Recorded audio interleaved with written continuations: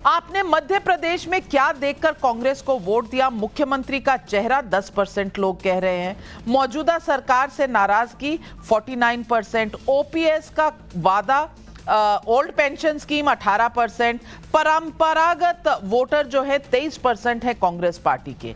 आपने अपने मध्य प्रदेश में क्या देखकर बीजेपी को वोट दिया?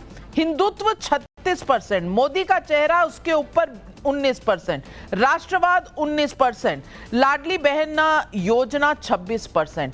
ये बताता है कि कुछ नतीजे मध्य प्रदेश के किस तरह से आए हैं। मध्य प्रदेश में कांग्रेस की क्या कमजोरी रही?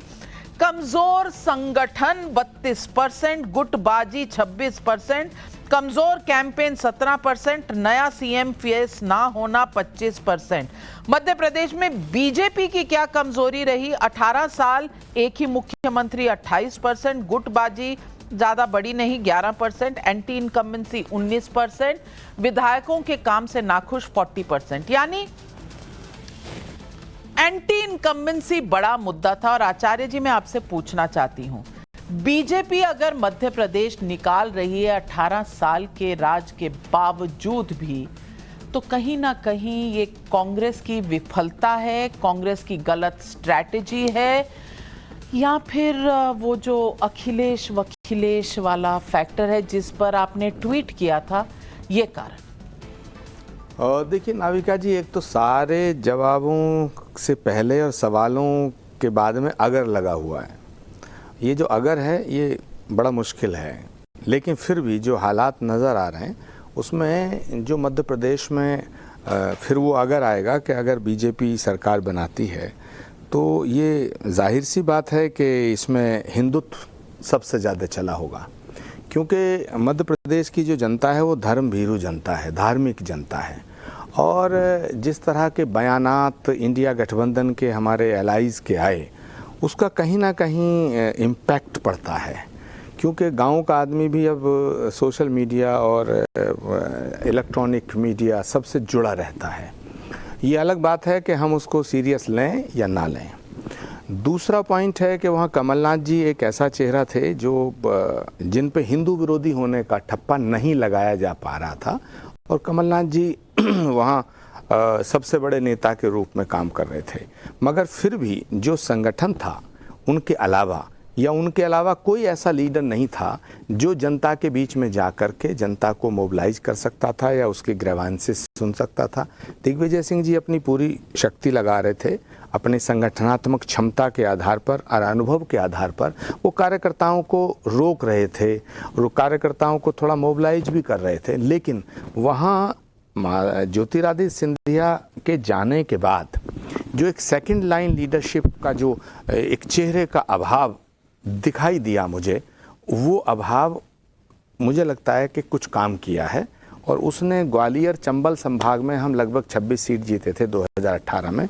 इस बार मुझे लगता है कि हमें वहाँ 9-10 सीटों का नुकसान हो रहा है।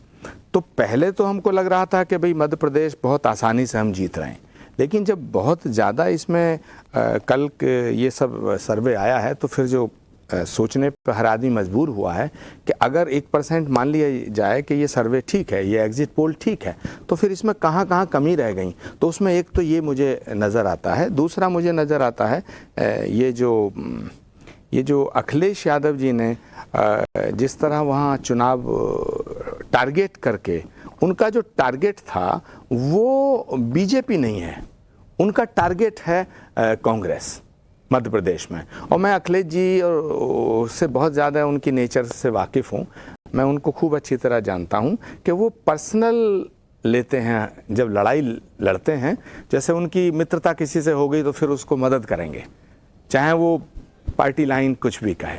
और अगर उनकी शत्रुता किसी से हो गई तो जो कमलनाथ जी ने अचानक वो अखिलेश बोला, उससे ना उनको हर्ट हुआ है और उनको चुभ गई बात। वो फिर उन्होंने जैसे कि चाणक्य ने एकदम सही चोटी में गांठ बांध ली थी कि भाई मैं कुछ भी करूं नंदवंश का नाश कर दूंगा। तो वो उनकी जो दुश्मनी थी कांग्रेस से कम कमलनाथ जी से ज़्यादा थी।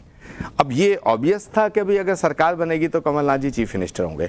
तो मुझे लगता है अखिलेश जी ने टारगेट करके जहां यादव और मुस्लिम सीटें थीं, जो जहां उनके वोट थे, वहां अपने कैंडिडेट दिए। और देखना जब रिजल्ट आएगा पूरा, तो मुझे लगता है, हो सकता है मैं गलत भी हूं, पर मुझे ऐसा लग रहा है कि 1000, 2000, 4000, 5000, 7000, 6000 जो वोट काटा उन्होंने, वो कांग्रेस को डायरेक्ट नुकसान दे रहा है। उसकी वजह से ये सीन बदलता हुआ नजर आ रहा है। तो 3 बहुत अहम बातें कही आपने।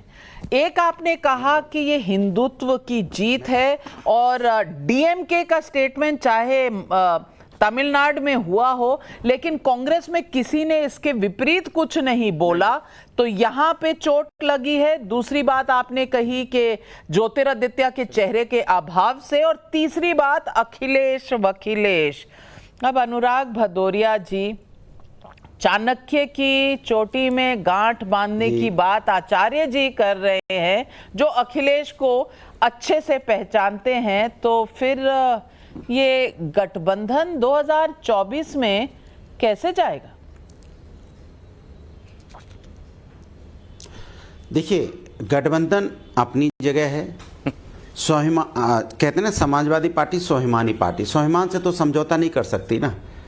अगर हमने उनसे कहा कि मुझे 10 सीटें दे दीजिए, चूंकि लगातार समाजवादी पार्टी का परफॉर्मेंस मध्य प्रदेश में अच्छा रहा है, हमारे कार्यकर्ता हैं, वो हमारे विधायक भी जीतते रहे हैं, तो ये जिम्मेदारी कांग्रेस की बड़ी होती थी कि हमें सीटें देती, हमारा सम्मान करती, जो कांग्रेस ने नहीं किया। तो अब कांग्रेस अगर सम्मान मध्य प्रदेश में नहीं कर रही है या हमारे साथ समझौता नहीं कर रही, तो ये तो है नहीं कि हम वहां नहीं लड़ेंगे या हम अपनी पार्टी नहीं बढ़ाएंगे या हमारे कार्यकर्ताओं को हम ऐसे ही छोड़ देंगे।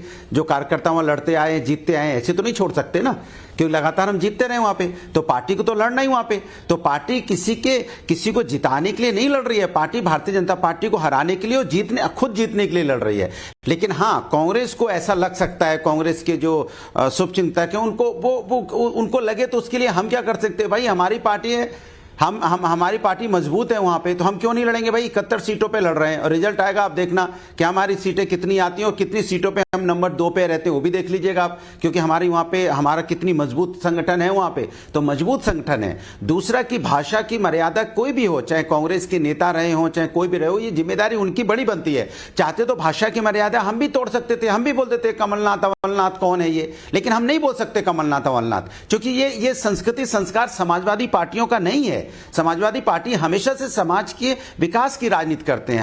हमारा झगड़ा किसी पार्टी से नहीं है, हमारा झगड़ा भारतीय जनता पार्टी से है, क्योंकि भारतीय जनता पार्टी देश को विरोधाभासी बातें कर रहे हैं। एक तरफ आप कह रहे हैं सब स्वाभिमान से ऊपर कुछ नहीं है और भाषा का नियंत्रण करना चाहिए था, और दूसरी तरफ आप कह रहे हैं कि भाई हम साथ साथ हैं लेकिन कुछ इनको एडजस्ट कर लेना चाहिए था। दोनों विरोधाभासी बातें नहीं है हर्ष